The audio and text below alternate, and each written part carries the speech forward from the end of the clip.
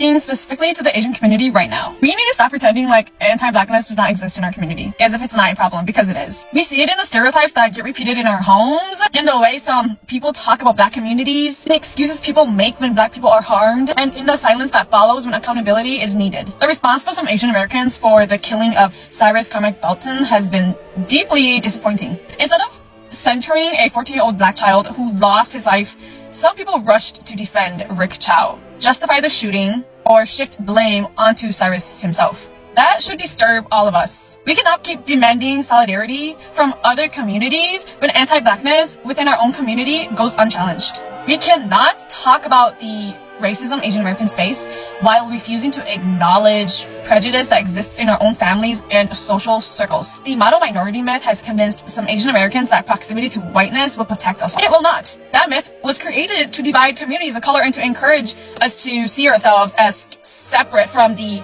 struggles of black Americans. When we buy into that mentality, we become participants in a system that harms all of us. Accountability is not anti-Asian. Calling out anti-blackness is not anti-Asian. Using to excuse harmful behavior because the person involved is Asian is not anti-Asian. It is the bare minimum. If we are serious about justice, then we need to be willing to confront uncomfortable truths about our own community. That means challenging anti-black comments when we hear them.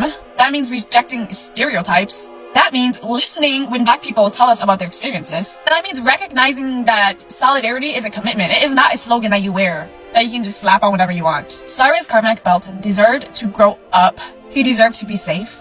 He deserved better than the assumptions and the fears that ended his life. Let me educate y'all a little bit just to make sure that we all on the same page. Aside from the fact that he's a 14-year-old carrying a gun with a laser, pointing it on social media, and all of the other stuff, right? Because I've had these conversations. If you guys are unfamiliar, 14-year-old walks into a store. They say that he didn't have any money, but he got a backpack, he got a gun, and the gun has a laser on it. He gets confronted after walking around in the store for 20 minutes, taking stuff, putting it back, taking stuff, putting it back. They suspected that he shoplifted. Ultimately, he got chased and the gun fell out. This is according to the testimony, not my opinion.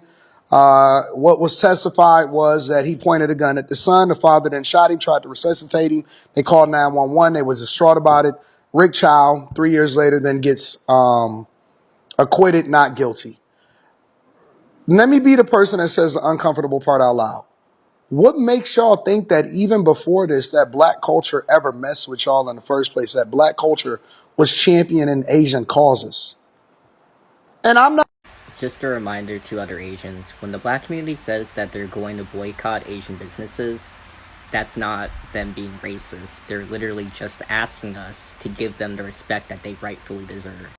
There's a lot of anti-blackness in the Asian community, and I'm sick of seeing it. We're all sick of seeing it. And the black community knows that all Asians aren't racist. It's just that these Asian businesses need to be reminded that they literally profit off of the black community. Want to be your enemy. I understand you guys are upset and you want to boycott Asian-run businesses. Totally fair. I do acknowledge that many Asian people could be racist. And I condemn all races, regardless their ethnicities. Racism should not be accepted or tolerated. But not all of us are racist. I don't think I'm racist. I mean, I try not to be. I don't think I'm racist. I'm just Asian. I don't think it's fair that we all are punished because of one guy. I mean, I don't know who the Rick Chow is. Why are we all punished because of this one guy? But don't call all Asian people. I'm not gonna pretend I fully understand what kind of pain black people go through on a daily basis. That would be a complete lie. It's almost same as I can understand childbirth. I don't understand women go through during the childbirth because I'm a man and I will never get to experience that. Some black people pointed out I say all these things because black people want to boycott Asian-owned businesses. Personally, it doesn't affect me. I don't have anything to sell you, or I don't own any business. I'm not scared of that. I just want peace with everybody. This isn't about money, at least for me. It is not racist to boycott Asian businesses when so many Asians are more outraged and vocal about boycotts than an unjust verdict about Cyrus Carmack Belton due to racial profiling. And that says a lot about where people's priorities are at. When the verdict was announced, many people, including myself, were grieving and expressing how disappointed we were. Only a few Asians spoke up, 10 max. Instead of holding space for that grief, many black people were met with anti-black comments such as dehumanizing Cyrus by calling him a thug or a monkey, bringing up Stop Asian hate crimes to justify the verdict despite having no connection whatsoever, and perpetuating racist stereotypes of black people. So if you combine the fact that many people feel justice was not served, Rick Chow is a free man, not enough Asians were speaking up about this verdict, and black people were receiving an immense amount of anti-black comments while simply grieving this tragedy, what did you expect the reaction to be? I am pissed off that so many of you lack empathy and humanity, to the point your response is anti-black rhetoric and ignorance instead of accountability. And our community doesn't consistently call out anti-blackness. When we don't make our spaces safe for black people, and when we continue to dogpile black people while expecting their support whenever it's convenient for us, why are you shocked that black people are frustrated with our community? A lot of you are more concerned about black dollars than black lives, more concerned about businesses than black children who are harmed, lose their lives, and are failed by the very systems that are supposed to protect them. Boycotting Asian businesses is a consequence of anti-blackness. It is up to us as a community to confront it instead of pretending it doesn't exist. This is exactly why the Asian community needs to have more conversations about unpacking anti-blackness and understanding why racial profiling another person of color, especially from the black community, is dangerous. Because when someone walks into your establishment, your first thought should not be racist stereotypes attached to the color of their skin. Your first thought should be that they are a customer and a human being. And if we can't even do that much, then we shouldn't be surprised when people keep calling out anti-blackness within our community. So I don't give a rat's ass what any of you have called me these past few months. Self-hating, anti-Asian, pandering to the black community. I really don't give a fuck. My priorities will always be with humanity, accountability, and justice. If you truly care about solidarity between our communities, you will spend less time complaining about boycott and more time confronting the anti-blackness to help create this situation in the first place. Black people, I need some advice. A big reason for boycott Asian businesses is because of the disrespect that black people feel at an Asian business. Y'all are tired of being followed around. Y'all are tired of the owners thinking everyone's gonna steal. And I don't like that. If I was disrespected by any ethnicity, I would never go back to that store. And this is a serious question that I'm asking. How can you protect your business without seeming racist? Because unfortunately, death happens all the time. I've already heard a few suggestions like, get out of that neighborhood, or death is part of business, just put up with it. But I don't think those are the answers either. Because if a business leaves the neighborhood, then people complain that why is the business leaving the neighborhood, like Rite Aid leaving South Chicago. I think a lot of younger Asian business owners want to stand in solidarity with black people, but they also want to protect their business. I think any business, regardless of ethnicity, wants to protect their business. So how can they do so without seeming racist or disrespectful? Yesterday, when I made the post regarding people should not be boycotting Asian business, I did not know what the situation was for until later. Come to find out, an Asian man was not guilty for shooting a black teenager kid, and that's why the black folks are mad and they're boycotting Asian business. I see where you're coming from, though. I feel your pain, and I'm so sorry for the tragic that you had to go through. But when I hear the fact that you are going to boycott Asian business, that caught me off guard, and let me tell you why. Is because when you say you are boycotting Asian business, that's a big statement. Like, you know, Asian comes in different areas like Laos, Cambodia, Vietnamese, Japan, Korea, China, India. So when you say you're going to boycott the Asian businesses, that's all of them. But the fact that we didn't do anything to y'all, that's why I'm tripping about. That's it. Not that we're not feeling sorry for the situation. It's just, I know it was a Chinese man who shot the kid, but one man's crime cannot affect the whole community. You see what I'm saying? Like, that's why I was caught off guard, because I'm Asian. And when you say you're going to boycott Asian, that's like involve all of us. And some of us be like, what the hell did we do? We didn't do anything. We knew the situation, but we feel for the situation, but we didn't do anything. That's why I made that video. You see what I'm saying? Not trying to not have no empathy or sympathy about the situation. I feel bad.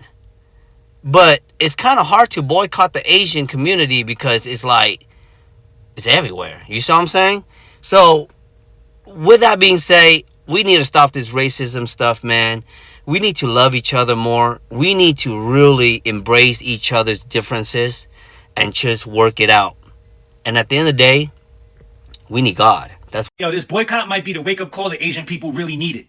Hear me out. Everybody worried about how this boycott is going to hurt Asian businesses, but I'm more interested in what this boycott is going to make us become. Let's be real. Most of us are operating on formulas that were built 30, 40, 50, 60 years ago by our parents and grandparents. Shit not the same no more. The world changed since then. Technology changed. Communication changed. Man, everything changed. The only thing that ain't really changed is our systems. And here's another thing. Most other people look at Asians like we all the same, but that could be farthest from the truth. Because Asians as a whole is actually divided as fuck. Chinese, Vietnamese, Korean, Japanese, Cambodian, Thai, Filipino, those are all people from different countries. We completely different people. But in America, everybody looks at us like we're the same. So this boycott ain't just going to affect one group of Asians. It's going to affect Asians collectively in America. And history has shown, when pressure is applied to different groups of people at the same time, it has a way of making us realize that we got more in common than we actually thought. So could this boycott hurt many Asian businesses? You damn right. But could it also wake the Asian people up in a way that we never saw before? Absolutely. It could make us rethink how we operate and come up with new formulas instead of relying on old ones. It could make younger Asians start stepping up in a way that Asians ain't never stepped up before. Because one thing we Asians have always been good at is adapting. When times get hard, we adjust. When old opportunities disappear, we make new ones. When doors close, we build our own. So the question shouldn't be, what if the boycott hurts Asians? The question should be, what if this boycott wakes us the fuck up? Over the last few days, several content creators and business owners have started posting videos asking consumers to boycott certain businesses. Some of these videos have gone viral, generating even millions of views and thousands of comments. But here is the bigger question. Why are people suddenly so concerned about boycotts? Because whether you agree with them or not, consumer spending has power. Every day, people vote with their wallets. They decide where to shop, which companies to support, and which businesses deserve the hand-earned money. And when a large group of consumers changes its spending habits, businesses pay attention. Now, before we go any further, this video isn't about attacking any race or ethnic group. It is about understanding the economic conversation that is happening online and why emotions are running so high. So many people argue that businesses should focus on building trust within communities rather than waiting until controversy appears. Others believe that social media exaggerates tensions and creates divisions that don't exist. So, who is right? Let's look at the facts. Businesses survive because customers choose them. When customers feel respected, valued, and appreciated, they tend to return. When customers feel ignored or taken for granted, they often look elsewhere. That is true regardless of race, background, or even community. What makes this story interesting is that it highlights a larger shift in consumer awareness. People today are paying closer attention to where their money goes. They are asking questions like, who owns the business? How do they treat customers? Do they support the communities that support them? These conversations are not unique to one group. We've seen similar movements involving corporations, brands, celebrities, and organizations across any industry. So, The real reason may not be about boycotts at all. It may be about relationships, because that builds strong relationship with businesses that build strong relationship with their customers tend to survive controversy better than those that don't. And customers that communicate openly often find solutions faster than communities that rely on social media arguments. But here is where I want to hear from you. Do you think consumer boycotts